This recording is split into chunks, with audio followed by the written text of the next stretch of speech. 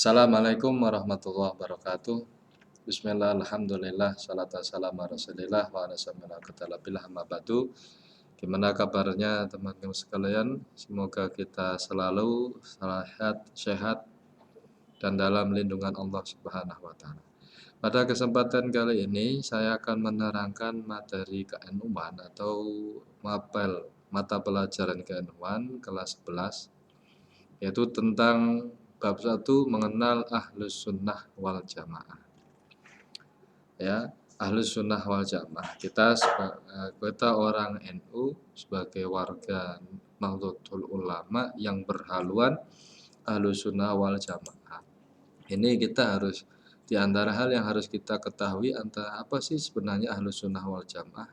Terus mengapa kita harus Ahlus Sunnah wal Jamaah. Ini ada alasannya. Berarti bukan tanpa alasan, bukan tanpa sebab, ya. Ini berawal dari sebuah hadis Nabi Muhammad sallallahu alaihi wasallam. Disebutkan iktarafatil Yahud, ya. Jadi orang-orang Yahudi, ini sabda Nabi dalam hadis sebutkan bahwa orang Yahudi iftarakat, terpecah menjadi al-ahda wa sab'ina firqah. Orang Yahudi itu terpecah menjadi 71 golongan. Lafaqatin Nasara, orang Nasrani terpecah menjadi 72. Salasa isnain wa sab'in firqah, ada 72.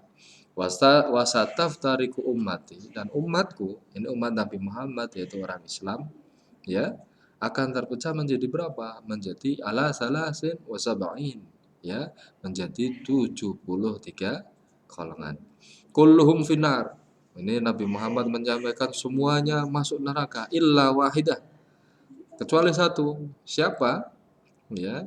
Minan najiyah ya Rasulullah. Man an-najiyah? Siapa yang selamat itu ya Rasulullah sallallahu alaihi wasallam? Ya Rasulullah. Kemudian siapa? Nabi Muhammad jawab Ahlus Sunnah wal Jamaah. Itu golongan Ahlus Sunnah wal Jamaah.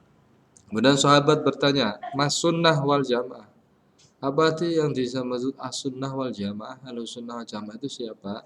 Nabi Muhammad menjawab, ma'ana alaihi wa ashabi, yaitu golongan yang mengikutiku dan mengikuti para sahabatku. Yang dimaksud sahabat itu adalah khulafaur rasyidin. Mereka adalah orang-orang pilihan yang diberi mandat dan orang-orang dipercaya umat Islam dan orang yang sangat dekat dengan Nabi Muhammad, itu para khulafaur rasyidin dan juga para sahabat. Karena para sahabat itu semua wali-wali Allah Subhanahu wa taala yang kita bisa tiru akhlaknya, perilakunya dan lain sebagainya. Makanya disebutkan dalam hadis ashabi kan nujum. Sahabat-sahabat saya itu seperti hanya bintang-bintang. Bi'ayyihim, dengan salah satunya iktadaitum, ikutilah. Boleh kita memilih salah satu di antara sahabat. Ihtadaitum, maka kalian akan mendapatkan petunjuk dari Allah Subhanahu wa taala. Makanya ini penting. Ya, Ahlus Sunnah itu asal dasarnya itu berasal dari hadis ini. Jadi kalau pengertian, kalau ditanya apa sih Ahlus Sunnah wal Jamaah? Ma ana alaihi wa ashabi. Sabda Nabi, jawabnya qala Nabi sallallahu alaihi wasallam. Ya, ma ana alaihi, masa itu golongan yang mengikutiku, mengikuti sunnahku dan mengikuti para sahabatku. Itu istilah mudahnya. Kalau pengertian secara detail, ahlun itu artinya keluarga, golongan, ya. Sunnah itu apa? Sunnah Nabi Muhammad, yaitu ajaran yang dibawa oleh Nabi Muhammad, ya. Kemudian jamaah, yaitu para sahabat-sahabat Nabi. Jamaah itu jamaatis sahabat, sahabat-sahabat yang bersama, hidup bersama dengan Nabi Muhammad. Jadi tahu persis bagaimana sosok Nabi Muhammad sallallahu alaihi wasallam. Ya. Kemudian menurut pandangan Syihab Al-Hafaji dalam kitab Nasamur Riyad, bahwa satu golongan yang dinyatakan selamat oleh Nabi Muhammad sallallahu alaihi wasallam yang disebut dengan jamaah itu adalah apa? Ahlus Sunnah wal Jamaah. Nah, Nahdlatul Ulama itu berhaluan Ahlus Sunnah wal Jamaah. Semoga kita ya, termasuk golongan umat Nabi Muhammad yang kelak akan disyafaati oleh Nabi Muhammad dan menjadi golongan yang selamat dunia akhirat. Amin Allahumma amin. Kemudian pada hakikatnya Ahlus Sunnah wal Jamaah itu sebenarnya sudah ada, ya. Karena dalam pengertian Ahlussunnah Jamaah itu ya orang-orang ya, atau ada sebuah istilah lain, Ahlussunnah Jamaah itu siapa? Orang yang mengikuti Abu Hasan Asy'ari dan Abu Mansur Al-Maturidi.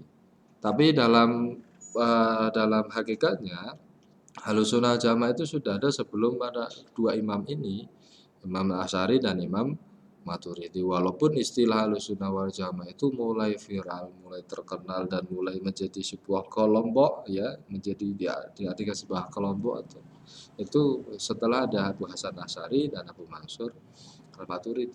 Tetapi terbukti ya golongan ini adalah hal fikih betul itu sudah ada. Karena melihat dari Ahlussunnah Jamaah itu berkiblatnya pada 4 mazhab. Imam Hanafi, Maliki, Syafi'i, dan Hambali. Ini sebagai bukti bahwa itu sudah ada. Karena posisi Imam Hanafi, Imam Maliki itu sebelum Imam Asy'ari dan Maturidi. Ya, jadi Ahlussunnah itu sudah ada sejak zaman Nabi Muhammad pun sudah ada istilah sunnah.